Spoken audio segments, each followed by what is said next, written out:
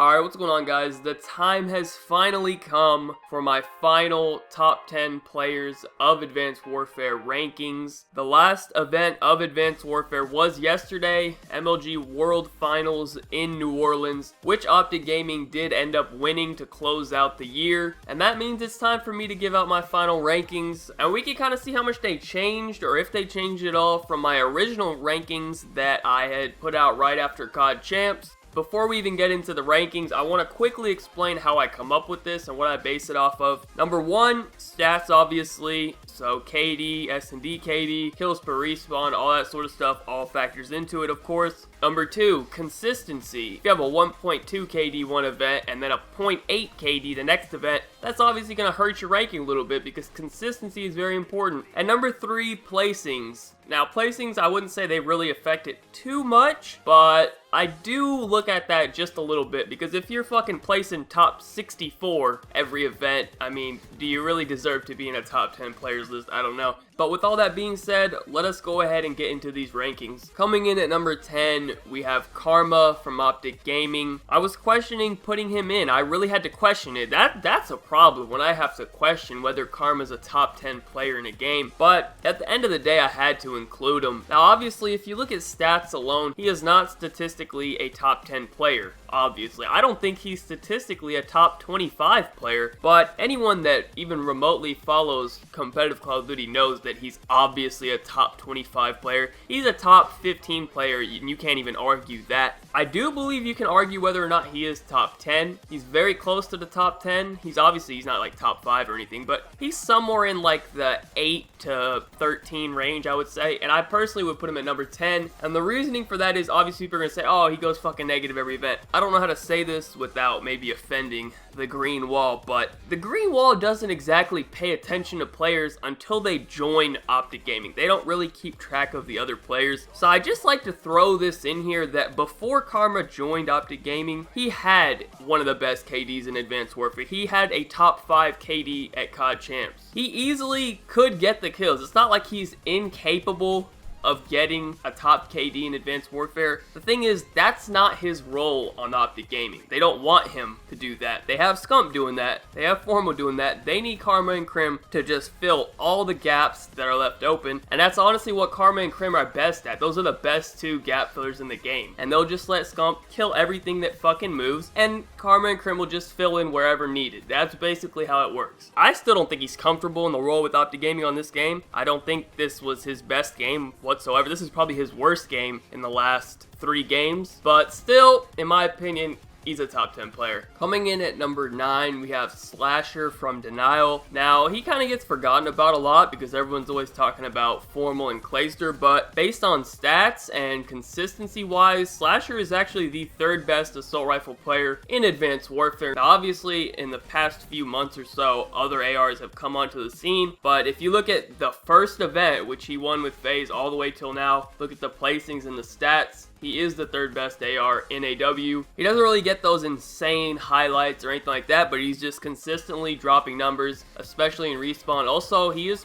fairly high up there for S&D as well, so based on all that, I got him at number 9. Really, the main thing that puts him up here is his consistency. Coming in at number 8, I have Attach from FaZe. Now, the only thing I can really say about Attach is he's had a bit of a consistency problem. Not really now, but more so in the beginning of the game, back when he was on Denial. One event, he'd go off. The next event, he wouldn't really do that great. But since he's joined FaZe, that has improved a lot. It definitely helps to have better teammates around you, but I think he's only had 1 negative event since joining FaZe, and they've been to like 5 events or something, so the consistency has gone up, but because it was a little bit low in the beginning of the game, that kind of hurts him a little bit, and he has to be like one of the most aggressive players in Advanced Warfare. I don't know if they actually have totaled up the caps for every event and made like a top 5 OBJ list or anything like that, but I'm pretty sure he's top 3 in hardpoint caps. Like, he's usually the one making the entry kill on the hardpoint. Very similar to what Scump does. You'll notice that Scump usually has the most caps as well, and placings wise, he's obviously done very well. He won COD Champs with Denial.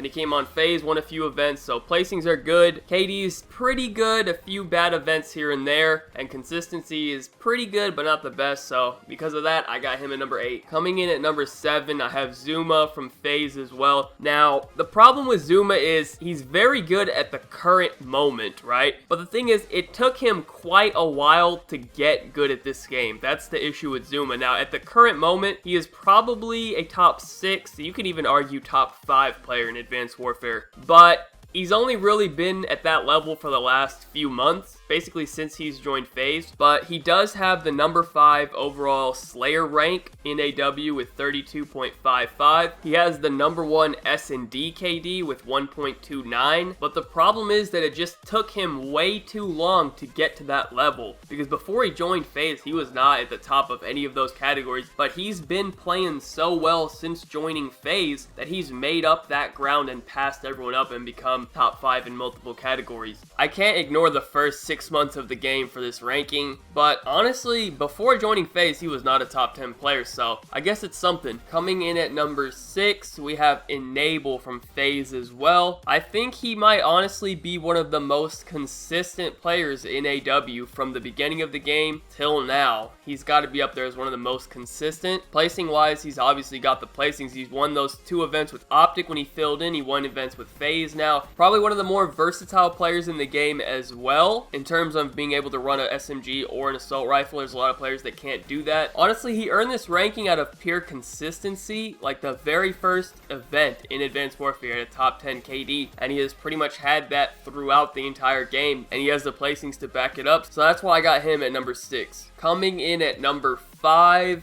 Huke from Denial. In my opinion, he is the second best SMG in the game. I think most people will have that opinion as well. Obviously, he doesn't bring some of the intangibles that Krim will bring to a team, but statistically, he's up there. Number 2 in S&D KD for the course of AW with a 1.26. Number 4 in overall AW LAN KD with a 1.159. Number 2 in AW LAN kills per respawn with a 32.93, just under Scum. So the stats back it up, obviously. He's been very consistent as well since the beginning of the game. You know, everyone thought he was just going to be a warrior or whatever. Went to LAN, played well, and he's played well at pretty much every LAN since then. Almost always in the top 10 for every category. The placings haven't been that great, obviously, for him, but he has had some decent placings. Obviously, hasn't won anything, but he's only 15 years old. He's got plenty of time, and that's just another thing. Like, he's only 15 years old doing that. That's fucking crazy. So, Huke, number 5, I mean, it's pretty much undeniable if you look at the stats, and I mean, if you actually watch AW and you've seen him play, you can confirm it as well. So, Huke at number 5. Coming in at number 4, I have Krim from Optic Gaming. Now, statistically, he's not even a top 10 player in Advanced Warfare, but I think on literally every single person's top 10 for Advanced Warfare, he's on there. Probably in like 90% of people's top 5 players on Advanced Warfare, and that just speaks on what he brings to a team. He brings intangibles. He brings stuff that you just can't see on a stat sheet. Basically, if Krim joins your team, you win, and there's something to obviously be said for that. Every team that he goes to, they fucking win. How much is that worth? That's obviously very important. But at the same time, it's not like his stats are terrible or anything. He probably has top 15 stats overall for Advanced Warfare, maybe even nearing the top 10. But he's someone that doesn't play for stats at all. So to still have pretty good stats and not give a fuck whether he goes 5 and 30 or not, just play for the win, there's something to be said for that as well. But honestly, I don't need to sit here and fucking justify this. I think everyone has Krim in their top 5. Coming in at number 3, I have Clayster. Now, obviously, him and Formal are the most debated topic in Advanced Warfare. You know, who's better? Honestly, they're very, very close. They're basically equal. And the only reason I have Clayster at number 3 is because of consistency. In the beginning of the game, Clayster was not good. He was not even a top 15, probably not even a top 25 player at the first event for Advanced Warfare. It wasn't until like the 4th event or whatever when he joined Denial and they went on to win COD Champs. That's when Clayster really like exploded out of nowhere as a player, because at the beginning of the game he was having negative events like 1.00 KD events, and then all of a sudden COD Champs comes around and he has a 1.3 event, and we're like, holy shit. So that's really the thing with Clayster, is he's had better single events than Formal, but over the entire course of Advanced Warfare, Formal has been way more consistent, whereas Clayster started out dropping like 0.95s and 1s, then he jumped up to like 1.3 for a while, then he went back down to around formals like 1.15, 1.1,